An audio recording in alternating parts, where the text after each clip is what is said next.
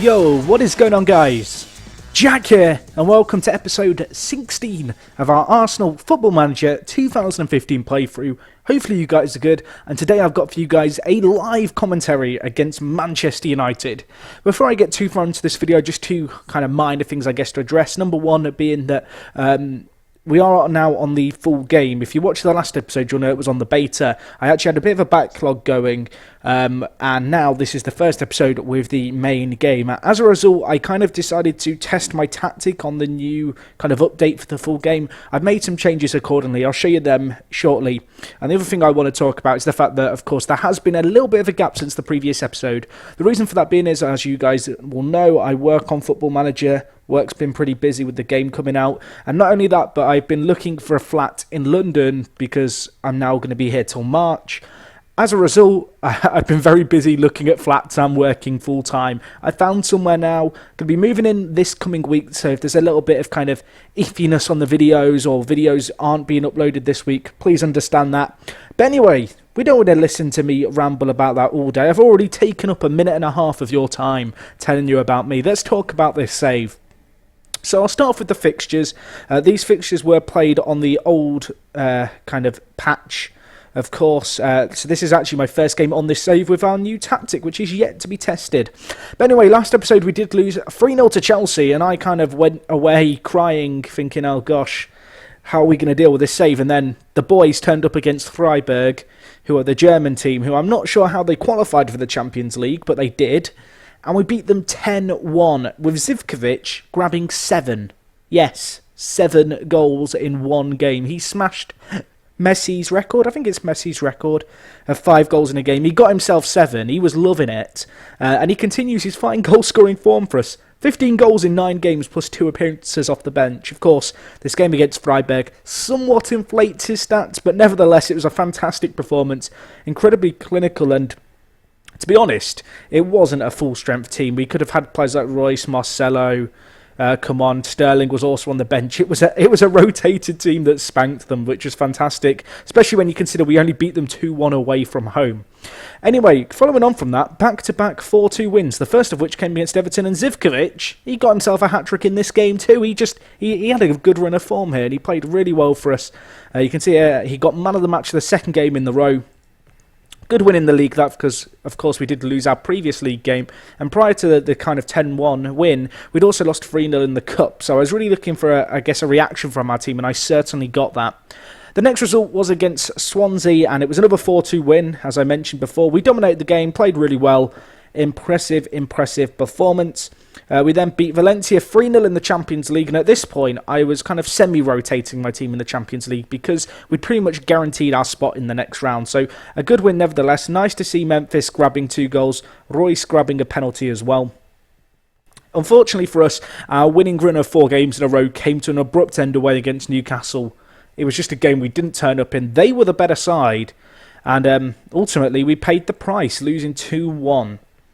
Anyway, 3 more games really quickly to tell you guys about, the first of which came against Southampton. You can see here Giroud grabbing himself a first-half hat-trick. Good result for us there. We then beat Stoke 1-0 away from home. Raheem Sterling got a little knock there, but he is back in our game now. And in the last game, which was against Galatasaray, a game, of course, that we drew previously 2-2 with Pogba in goal. Szczesny was fit, thankfully, and we managed to win 5-1 with John Stones grabbing 2 goals. Which is pretty impressive for the centre-back. He's been a really good performer so far this year. You can see, as a centre-back, he's a very, very solid player for us. He's a really well-rounded off centre-back, which I kind of like but dislike in the same way, because to an extent, I'd rather he had worse technicals and was able to maybe be a little bit better defensively. But he's a fantastic player, but as you can see here by our coach report, he's currently playing close to his full potential, which is a little bit of a shame. I would have preferred him to be less rounded off and more kind of a solid, limited defender than kind of have the penalty taking that doesn't really accurately reflect how good England players are at taking penalties. But anyway, he's been playing really well for us. In terms of the tactics, because I mentioned we are on the new match engine now for the full game, which has some tweaks. Crosses certainly aren't as good as they used to be. They're still pretty solid, but you can see here this is the team and the setup we're going with. So I've decided to get a little bit more defensive. When the new update came out, I decided to test in my own time my current tactics to see how it would kind of fare. I did this on a completely separate save, and one of the big issues was their centre attacking mid finding a lot more space, and there were being a lot more kind of efficient, I guess, centre attacking midfielders, particularly it seemed against my two centre mids. As a result, I've dropped our 4-2-3-1 system for a 4-3-3. Khedira, Pogba and Januzaj are going to play as kind of a triangle in the centre. To be honest, it's not a massive change. The big difference is that, of course, we've dropped one of our centre mids now into the kind of, I guess, defensive midfielder role. Khedira here, he's actually playing as a defensive midfielder defence, so he will kind of push up a little bit more than, say, an anchor man who would simply sit. And then in terms of our Pogba-Januzaj pairing, we're going with Pogba as a box-to-box midfielder with closing down on more, so he's going to kind of try and recycle possession for us, kind of in a similar way to he did before. But he's kind of, going to get forward as well and try and exploit the space, I guess, that is now being vacated as a result of our lack of a centre attacking mid. And then, of course, Januzaj, who plays alongside him, is now an advanced playmaker set to attack down the middle. So he is still going to push up into this space and really attack the area which was previously occupied by him. But instead now he's going to be starting from slightly deeper, and what I'm hoping this is going to kind of help us with is, defensively, he should get kind of goal side of any opposing centre mid for us, and hopefully give us a little bit more defensive security, especially in the middle. Sterling and Sanchez both remain as inside forwards, and other than that, not a lot has changed. They're just a little kind of retweak, I guess, of the trio in midfield to hopefully make us a little bit more solid defensively.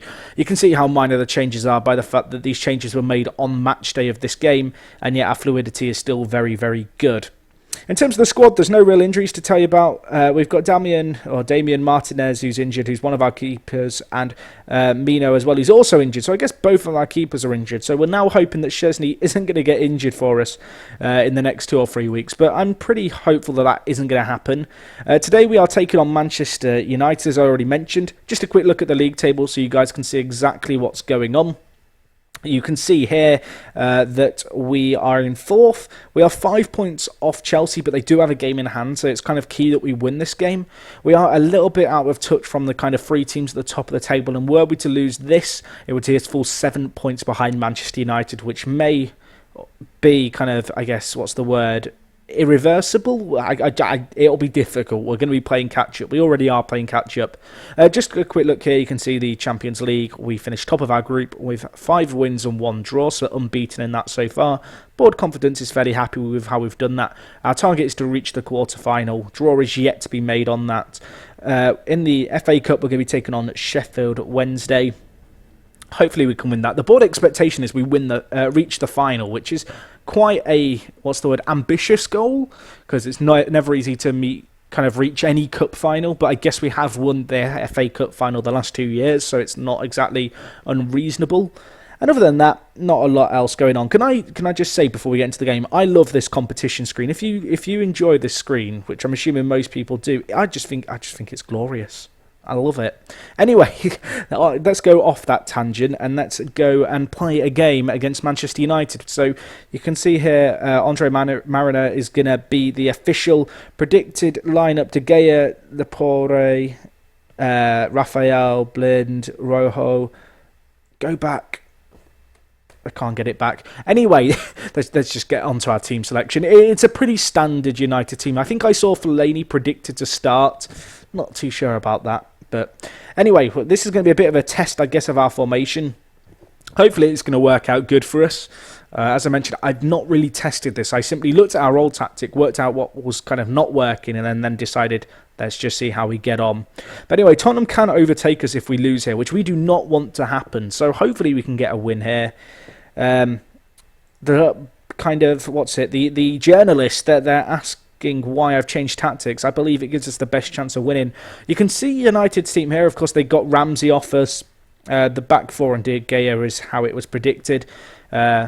Interesting to see Herrera playing the attacking midfielder role. I guess he can play there. It's just a little bit odd to see him played there, considering how he's kind of been deployed by Manchester United.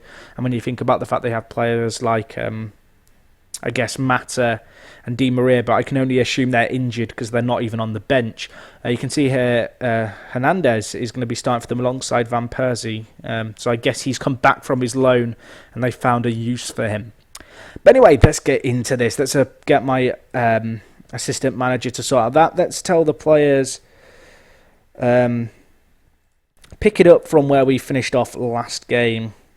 I'm going to also tell the passionately, I have faith in you. Go out there and make a difference. They're loving it. Okay, they're not all loving it, but most of them are loving it. So let's see how we get on. We are in red, of course, because we are Arsenal. I must admit, it's a little bit funny coming back to this save because it's been a little over a week since I last had a chance to open this up. But we will see how we get on. Chambers, Khedira. I should also point out, if you just heard that bang then, it's kind of not fireworks night, but it's close enough to firework night for people to think they can set off fireworks, which ruins the recording. So, touch wood, we're not going to have too many more of them. I don't even know if my microphone picked it up, to be honest, but let's continue. Come on, let's win the ball here. 7 minutes in.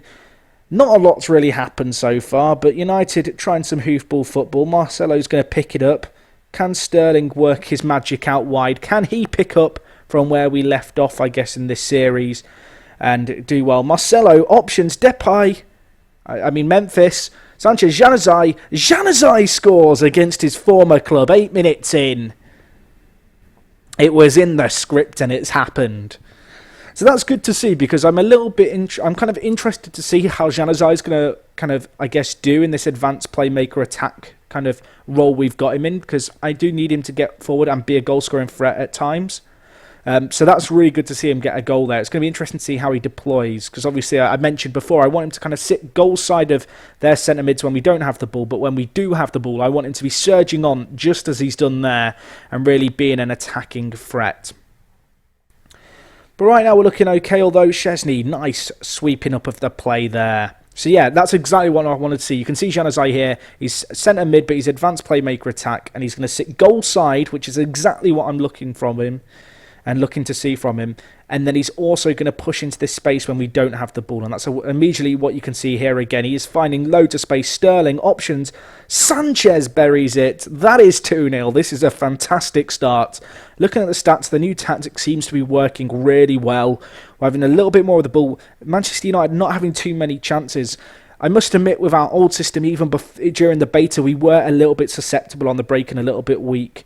Kind of, I guess, at the back end. We kind of looked like we could always concede. Sterling! Is he offside? He's not offside. That is 3-0. But yeah, so I'm getting distracted and a bit excited by the goals. What I was trying to say was, I kind of feel like this tactic gives us that solidity. We lacked an anchor man. We lacked a rock in our old system. We kind of had it to an extent, but we still looked we always looked like we could concede, basically. And I kind of feel like having Khedira really sit now should hopefully overcome the issues and the shortcomings of our old system. It's one of the gripes I've always had with a 4-2-3-1 in Football Manager is it can be a little bit tough at the back. And I kind of feel like, given the players we have at our disposal, this is the system that is best going to get our season back on track and hopefully get us a clean sheet or two, which is something that we've not really had the most success with. Anyway, Sterling here, Pogba, Stones. Oh, it's saved by De Gea. Speaking of Pogba, he's been a little bit disappointing. Of course, we did smash our transfer kind of record to bring him in, and he's been a little bit kind of hit and miss. He's been a little bit disappointing for us. Even here, only a 6.9. It's something that I'm closely monitoring. I'm hoping he can get back on track, to be honest, and I still have faith he will. I think it's maybe taken him a little bit of a time to, I guess, adapt to our system and adapt to England, but he's the kind of player who he has all the makings of a great player, and I'm sure that if he can get a few decent games under his belt, get his morale right up, and he's in form, he's going to be a really valuable asset to us. But right now, 3-0 is looking like it might be how it ends. 5 minutes left on the clock. Make that no time at all. Januzaj with a free kick. He blasts it over. That will be full time. 3-0, a fantastic win. That is a good sign of things to come, hopefully, with our tactic. United only having one shot on target, which is really, really impressive.